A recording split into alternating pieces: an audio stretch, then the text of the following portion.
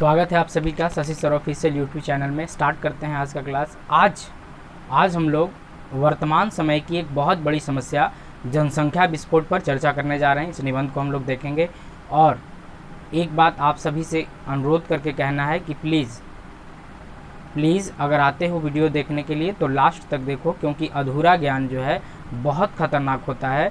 इसलिए पूरा ज्ञान लो। 15-20 मिनट का समय बहुत बड़ा समय नहीं होता है, उतना समय आप पबजी खेल के या अन्य कामों में लगाकर बर्बाद कर देते हो। इसीलिए अगर ज्ञान लेना है तो पूरा लो, बहुत ज़्यादा फ़ायदा करने वाला है। 10 नंबर का निबंध है और सबसे बड़ी बात, ये निबंध जो है आपको 10th 12th आगे चल के ग्रेजुएशन वगैरह में भी काम देगा। यहाँ तक कि उससे आगे भी जो भी परीक्षाएं होती हैं, जहाँ कहीं भी हिंदी की बात आती है तो हिंदी के परीक्षाओं में जो है ये ज़रूर पूछा जाता है। ठीक है, तो शुरू करते हैं, देखते हैं। सबसे पहला अपने अंदाज में सबसे पहला पॉइंट क्या, भूमिका। तो वर्तमान समय में विश्व में, केवल भारत की बात नहीं कर रहे, वर्तमान समय में विश्व में अगर कोई बहुत बड़ी समस्या जिसने इस दुनिया को बहुत ज़्यादा परेशान कर रखा है, इस दुनिया को बहुत ज़्यादा त्रस्त कर रखा है, तो उन कई समस्याओं में से एक बहुत बड़ी समस्या जनसंख्या विस्फोट है। या यूँ कहें तो ये जनसंख्या विस्फोट जो है समस्याओं की समस्या है या कई अन्य समस्याओं की जन्मदात्री है। जनसंख्या विस्फोट की समस्या जो है अन्य कई समस्याओं को जन्म देने वाली है। इसीलिए इसे केवल एक समस्या कहना गलत है। इसे हम वर्तमान समय में समस्याओं की समस्या या समस्याओं की जन्मदात्री या समस्याओं की जन्मदाता भी कह सकते हैं, समस्याओं की जननी कह सकते हैं। जनसंख्या विस्फोट इतनी महत्वपूर्ण और इतनी ज़्यादा खतरनाक जो है वर्तमान समय की समस्या है।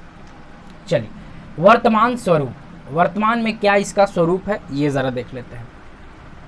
वर्तमान समय में जनसंख्या विस्फोट की ये स्थिति है कि यदि हम पिछले कई 100 सालों का आंकड़ा निकालें तो पहले की जनसंख्या से अगर तुलना किया जाए तो पिछले 200 सालों में जितनी जनसंख्या बढ़ी है उतनी जनसंख्या इतिहास में उससे पहले नहीं बढ़ी। ठीक है, 100 करोड़, पूरे विश्व की जनसंख्या को 100 करोड़ से 200 करोड़ तक पहुंचने में 100 साल लगे। ठीक है, लेकिन अगले 200 से 300 करोड़ पहुंचने में बहुत कम समय लगा। और आज तो ये स्थिति है कि पूरे विश्व की जनसंख्या लगभग 7 से 800 करोड़ के आसपास है। 700 से 800 करोड़ के आसपास है पूरे विश्व की जनसंख्या। और इस पूरे विश्व की जनसंख्या में अगर हम एशिया के कुछ प्रमुख देशों जैसे भारत है, चीन है, इनकी जनसंख्या का आकलन निकालें तो यूरोप के कई देश जो है वो अकेले भारत में समा जाएंगे। अकेले भारत में यूरोप के कई देश समा जाएंगे। ठीक है, बहुत सटीक अगर इसका एग्जाम्पल देखा जाए तो वर्तमान समय में चीन की जनसंख्या लगभग 150 करोड़ के आसपास है और भारत की जनसंख्या 135 से 140 करोड़ के आसपास है। अभी इसका ठीक आंकलन निकालना थोड़ा मुश्किल है, क्योंकि 2011 के बाद 2021 की जो जनगणना होनी थी अब तक हो नहीं पाई है। ठीक है, तो लेकिन उम्मीद है कि 140 करोड़ के आसपास जो है हमारी जनसंख्या आएगी ही आएगी, 35 से 40 करोड़ के आसपास। लेकिन अगर इसकी तुलना हम अन्य देशों से करें तो बहुत ज़्यादा है भारत की जनसंख्या। जैसे भारत का जो जनसंख्या के मामले में सबसे बड़ा राज्य है वो है आपका उत्तर प्रदेश। लेकिन अगर उत्तर प्रदेश की तुलना करें हम ब्राज़ील से तो उत्तर प्रदेश की जनसंख्या लगभग 22 से 25 करोड़ के आसपास, 22 करोड़ से लेकर 25 करोड़ के आसपास की अगर हम बात करें तो इतनी जनसंख्या ब्राज़ील की है। केवल उत्तर प्रदेश की ये स्थिति नहीं है, भारत के अन्य कई राज्य हैं, महाराष्ट्र है, आपका गुजरात है या अन्य जो भी राज्य हैं, किसी न किसी देश के बराबर जनसंख्या के लिए यहाँ निवास करती है। समझ लो, एक राज्य जो है एक देश के बराबर जनसंख्या रख रहा है। तो आप समझ रहे हैं कि जनसंख्या कितनी तेजी से बढ़ रही है। और जहाँ तक बढ़ने का ग्राफ का सवाल है तो एक अनुमान के अनुसार प्रति सेकंड, मिनट की बात हम नहीं कर रहे, प्रति सेकंड इस विश्व में प्रति सेकंड 4 लोगों का जन्म होता है और प्रति सेकंड 2 लोगों की मृत्यु होती है। यदि हम जन्म दर और मृत्यु दर दोनों को घटा भी दें तो भी प्रति सेकंड 2 व्यक्ति प्रति सेकंड 2 व्यक्ति, और यही 2 व्यक्ति को अगर 60 सेकंड से गुना किया जाए तो 120, यानी मात्र 1 मिनट में जनसंख्या कितनी बढ़ गई 120, मात्र 1 मिनट में। लेकिन इसी मिनट को यदि आप घंटे से गुना कर दें, ठीक है, थोड़ा सा यहीं पे देख लीजिए, इसी मिनट को यदि हम घंटे से गुना कर दें तो आप समझ रहे हैं कितना जाएगा। ये जनसंख्या की स्थिति कितनी भयावह है, आप समझ सकते हैं कि ये कहां तक पहुंचेगा। सो देख रहे हैं कितना बढ़ा, काई दहाई सैकड़ा हजार 10,000 13,200 13,200। इसको अगर 24 घंटा से आप गुना कीजिएगा, हफ्तों से, महीनों से और वर्षों से गुना कीजिएगा, तो आपको खुद अंदाज़ा लग जाएगा कि प्रतिदिन इस विश्व की जनसंख्या में कितनी जनसंख्या लगातार बढ़ती चली जा रही है, और लगातार इस विश्व की जनसंख्या किस तेज़ी से, किस रफ्तार से बढ़ रही है। आप केवल एक छोटे से इस आंकड़े से ये इस बात का अनुमान लगा सकते हैं। ये वर्तमान स्वरूप है जनसंख्या का, और इस जनसंख्या में सबसे ज़्यादा अगर इस विश्व में योगदान दे रहा है तो वो चीन है, और दूसरे नंबर पर भारत है। चीन और दूसरे नंबर पर कौन है? भारत है। लगातार इसकी जनसंख्या बढ़ती चली जा रही है। अमेरिका इत्यादि जैसे देशों से आप तुलना कीजिएगा तो बहुत कम है वहाँ की जनसंख्या, ठीक है। अमेरिका की जनसंख्या लगभग 30 से 33 से 35 करोड़ के आसपास है। अब समझिए कि 35 करोड़ के आसपास है, भारत की जनसंख्या 135 करोड़ है। अगर किसी भी मामले में आप तुलना करें तो क्षेत्रफल की दृष्टि से, विज्ञान एवं तकनीक की दृष्टि से किसी भी मामले में अमेरिका के आसपास हम नहीं ठहरते हैं। 3 गुना 4 गुना ज़्यादा जनसंख्या हमारे पास। जनसंख्या का इतना बड़ा बोझ जो है, जनसंख्या का इतना बड़ा भार हमारा भारत ढो रहा है। चलो ये स्थिति है।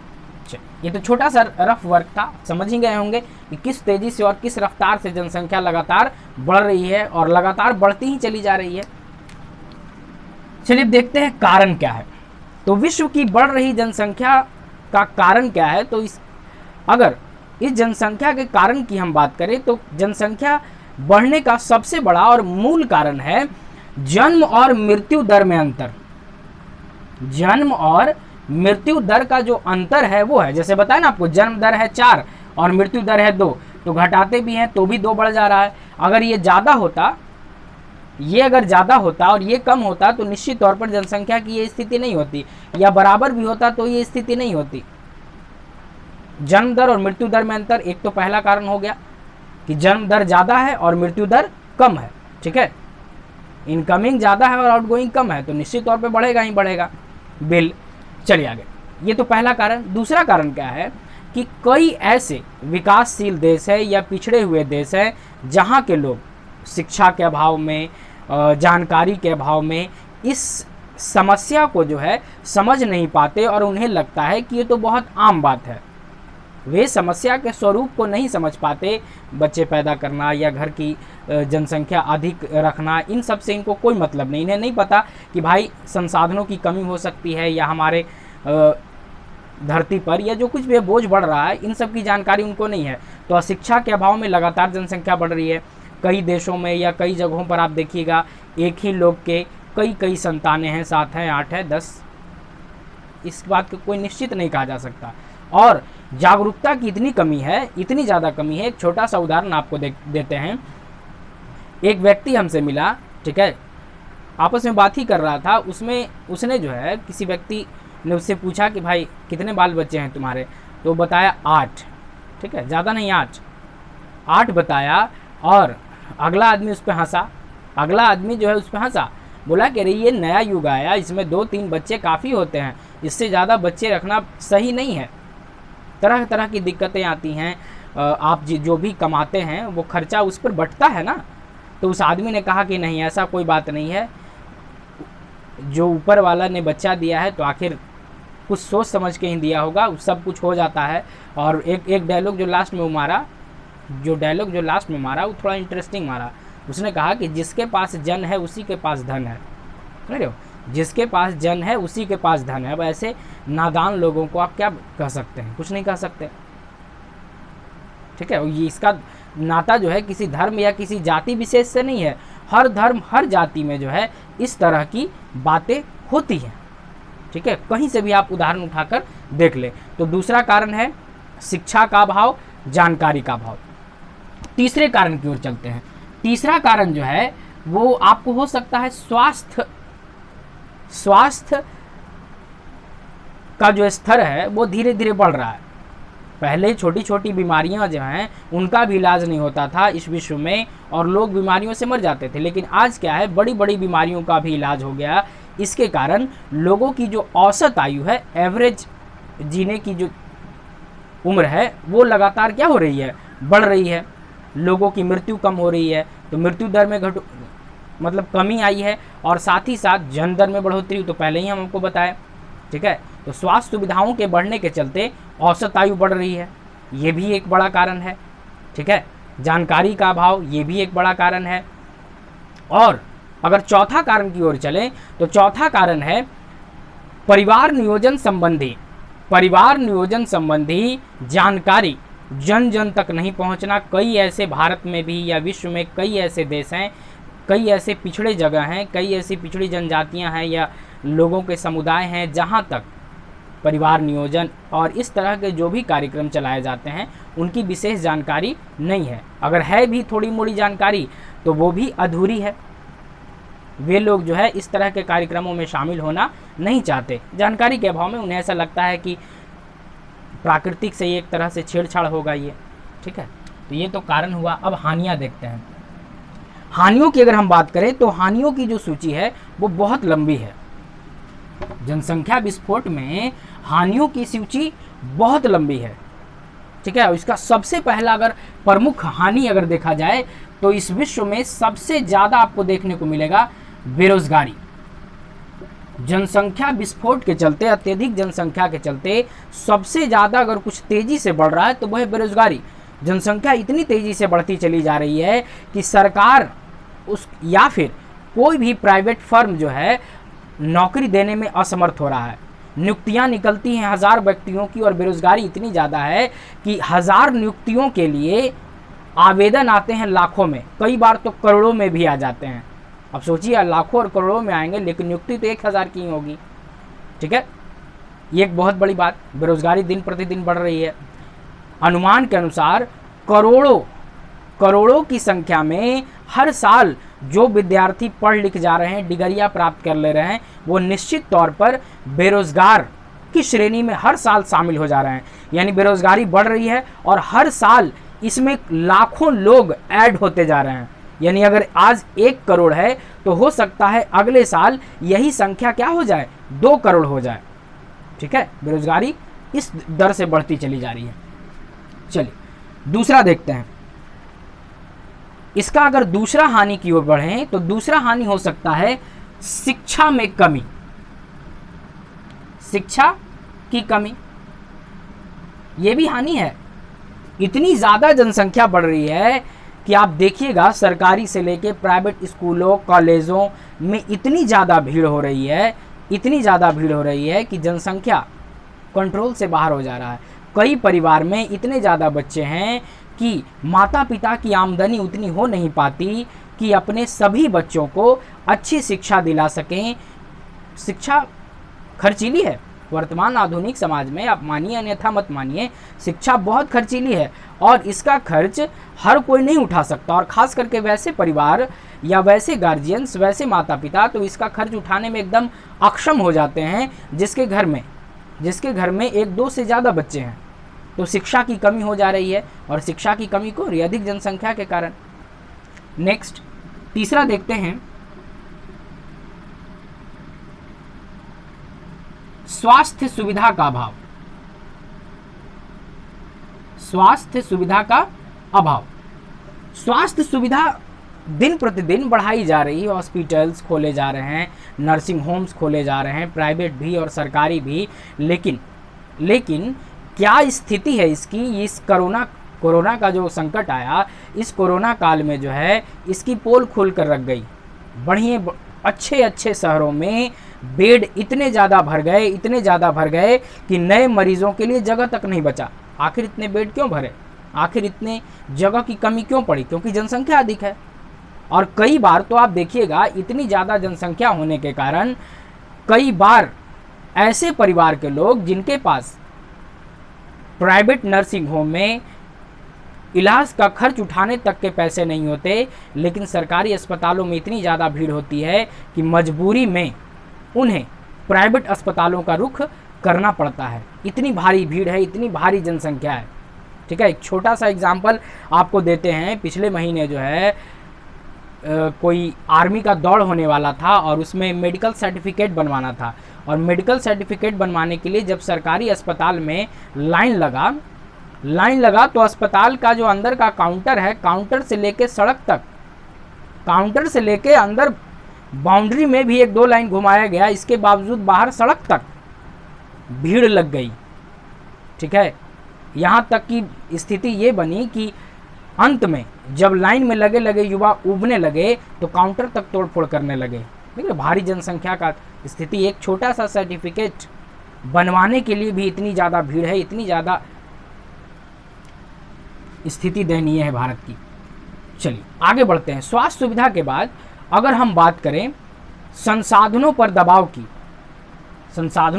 की, और सबसे पहले इसमें हम ऐड करते हैं आपको यातायात।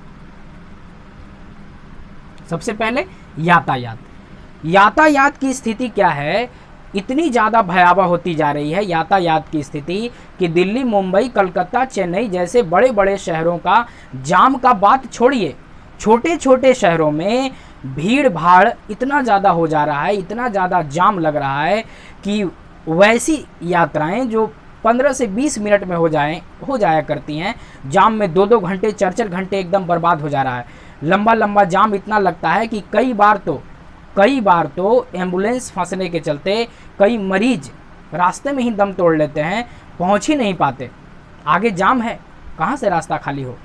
ठीक है, तो यातायात की समस्या दिन प्रतिदिन बढ़ती चली जा रही है, सड़कों पर भीड़ दिन प्रतिदिन बढ़ती चली जा रही है, गाड़ियों का औसत स्पीड जो है, औसत चाल जो है वो निश्चित तौर पर कम हो रहा है। और इसमें केवल यातायात में फंसने से समय बर्बाद नहीं हो रहा है, समय की बर्बादी केवल होती तब तो वो अलग मैटर थी। समय की बर्बादी के साथ साथ पेट्रोल, डीजल इत्यादि की भी बहुत ज़्यादा बर्बादी हो रही है। एक डेग जब गाड़ियां रेंगती हैं तो लोग अपने इंजन्स को बंद नहीं कर पाते। कई बार तो ट्रैफिक में फंसे हुए इतना ज़्यादा पेट्रोल, इतना ज़्यादा ईंधन बर्बाद कर दिया जाता है जितने में 100-200 किलोमीटर की यात्रा की जा सकती थी। जितने में एक वाहन 100-200 किलोमीटर का यात्रा तय कर सकता था, उतना केवल जाम में बर्बाद कर देता है आदमी गाड़ी को स्टार्ट रख के। आप समझ रहे यातायात की समस्या कितनी भयावह है। पांचवा अगर इसका हानि देखें तो पांचवा हानि में हम लिख सकते हैं संसाधनों पर दबाव।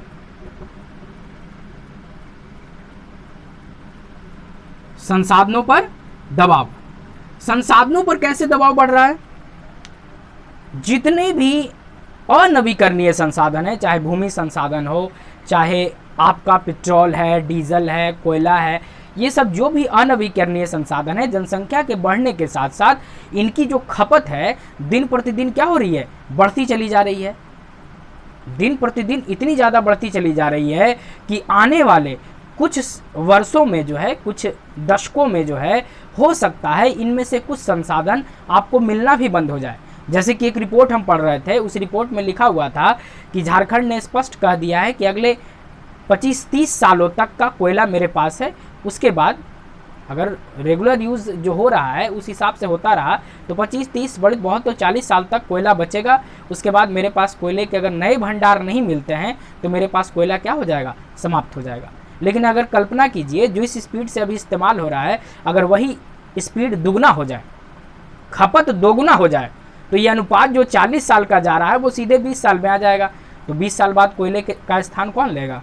कोयले की जगह पर क्या इस्तेमाल होगा? पेट्रोलियम की भी वही बात है, अनवीकरणीय संसाधन है, निश्चित तौर पर एक दिन उसको ख़त्म होना है, इस पर भी दबाव बढ़ रहा है। जनसंख्या बढ़ने के चलते जो है लगातार आवासों की कमी हो रही है, आवासों को फैलाने के लिए ज़मीन की अधिक ज़रूरत पड़ रही है, और ज़मीन की ज़रूरत को पूरा करने के लिए वनों को लगातार काटा जा रहा है। वे वन जो जंगली जीवों इत्यादि का प्राकृतिक निवास हुआ करते थे वो भी धीरे धीरे ख़त्म हो रहे हैं। तो आप समझ रहे हैं, प्राकृतिक संसाधन जो खनिज है उस पर भी दबाव बढ़ रहा है, वनों पर दबाव बढ़ रहा है, भूमि पर दबाव बढ़ रहा है, सब पर लगातार जो है दबाव बढ़ता ही चला जा रहा है। नेक्स्ट, अगर ऐसे हानियां तो बहुत सारी होंगी, लेकिन प्रमुख की बात करते हैं, एक और देख लेते हैं, भूखमरी। भूखमरी की समस्या जो है जनसंख्या वृद्धि के चलते दिन प्रतिदिन लगातार जो है बढ़ती चली जा रही है। यूँ कहें कि दिन दोगुनी और रात चौगुनी भूखमरी की समस्या बढ़ रही है। और एक रिपोर्ट के अनुसार हर साल करोड़ों लोग भूखे मर जाते हैं। हर साल करोड़ों लोग भूखे मर जाते हैं और कोई भी रात ऐसा नहीं गुजरता जिस रात करोड़ों लोग भूखे नहीं सोते, उन्हें रात का भोजन तक उपलब्ध नहीं होता। दिन में कई दिन तक जो है भोजन उपलब्ध नहीं हो पाता। ऐसे भी बहुत सारे लोग हैं दुनिया में। तो इसकी जड़ क्या है? जनसंख्या विस्फोट। इसकी जड़ है अधिक जनसंख्या। ठीक है, ये तो प्रमुख कारण हो गए। अब समाधान के सुझाव। अब देखते हैं कि आखिर इस बढ़ती जनसंख्या को, इस जनसंख्या विस्फोट को कंट्रोल में कैसे लाया जा सकता है। तो इस जनसंख्या विस्फोट को कंट्रोल में लाने के लिए सबसे पहला अगर काम किया जा सकता है तो वो है जन जागरूकता लाया जाए।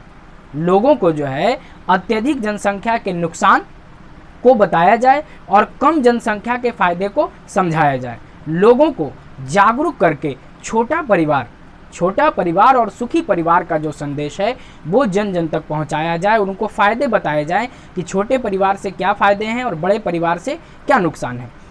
वैसे तो कई देशों ने जनसंख्या को कम करने के लिए, जनसंख्या को कम रखने के लिए परिवार नियोजन संबंधी योजनाएं चला रखी हैं, लेकिन दूर दराज के कई ग्रामीण इलाके ऐसे हैं जहां के लोग आज भी इन योजनाओं से नहीं जुड़ पाए हैं। तो सरकार को चाहिए कि ज़्यादा से ज़्यादा जन जागरूकता लाया जाए। छोटा परिवार, सुखी परिवार का जो संदेश है जन जन तक पहुंचाया जाए। परिवार नियोजन के जो भी साधन हैं उनको जन जन तक सुलभ किया जाए, जन जन तक उनको उपलब्ध करवाया जाए। इसके अलावा क्या जा सकता है? इसके अलावा भारत जैसे देश में तो विशेष कुछ किया नहीं जा सकता। जैसे चीन है, तो चीन ने क्या किया कि जब बढ़ती जनसंख्या हुई तो चीन ने क्या किया कि 1 चाइल्ड पॉलिसी लागू कर दिया। लेकिन फिर जब स्थिति सामान्य नहीं हुई तो फिर लोगों के मांग पर या फिर बूढ़ों की जनसंख्या बढ़ने लगी तो 2 चाइल्ड पॉलिसी लागू हुआ। और सुने हैं कि पिछले ही सप्ताह जो है, न्यूज़ में देख रहे थे BBC में हम, कि पिछले सप्ताह जो है वहाँ 3 चाइल्ड पॉलिसी लागू हो गया। तो सरकार भी दबाव में आ जा रही है। तो सरकार इसमें तो कुछ कर नहीं सकती, जनता का बात मानना ही पड़ेगा। इसलिए भारत जैसे देश में इस तरह का कोई नियम लागू नहीं किया जा सकता है, 1 चाइल्ड पॉलिसी, 2 चाइल्ड पॉलिसी या 3 चाइल्ड पॉलिसी, क्योंकि भारत जैसे देश में अगर ऐसा कुछ होता है तो तुरंत बहुत बड़ा हंगामा और बहुत बड़ा आंदोलन हो सकता है। इसीलिए जन जागरूकता लाना सबसे इम्पॉर्टेंट है। लोगों को इसके फ़ायदे बताना सबसे इम्पॉर्टेंट है। परिवार नियोजन को अपनाना सबसे इम्पॉर्टेंट है। इसके अलावा हमको नहीं लगता है कि जनसंख्या को, बढ़ती हुई जनसंख्या को रोकने का और कोई उपाय है। चलिए निष्कर्ष यही निकलता है कि जो जनसंख्या विस्फोट की स्थिति भयावह होती चली जा रही है, इसका जड़ जो है मानव है। मानव अगर अपनी नीतियों में सुधार लाए, मानव अपना व्यवहार बदले और मानव इन सब उपायों को अपनाए, मानव अगर इसके हानि को समझकर इसे रोकने के उपाय करे तो निश्चित तौर पर इस बढ़ती हुई जनसंख्या को रोका जा सकता है। क्योंकि इसका जड़ तो मानव है, ये कोई प्राकृतिक समस्या तो है नहीं कि प्रकृति इसके लिए जिम्मेदार है। और इस समस्या के लिए अगर मानव जिम्मेदार है तो निश्चित तौर पर अगर मानव जिम्मेदारी समझे और मानव एक समुचित योजना चलाए, जन जागरूकता लाए, तो निश्चित तौर पर इस समस्या को जड़ से समाप्त किया जा सकता है। बिना मानव के प्रयासों के, बिना मानव के जागरूकता के, बिना मानव के योजना चलाए इस समस्या को समाप्त नहीं किया जा सकता। ठीक है, आपको ये निबंध कैसा लगा कमेंट बॉक्स में जाकर अपना कमेंट ज़रूर दें। अच्छा लगा हो तो प्लीज़ लाइक ज़रूर करें। अगर नए हैं तो प्लीज़ चैनल को सब्सक्राइब कर लें और ज़्यादा से ज़्यादा अपने दोस्तों, सहपाठियों, मित्रों को इसे फॉरवर्ड करें ताकि हर किसी के पास इस तरह की जानकारी पहुंचे।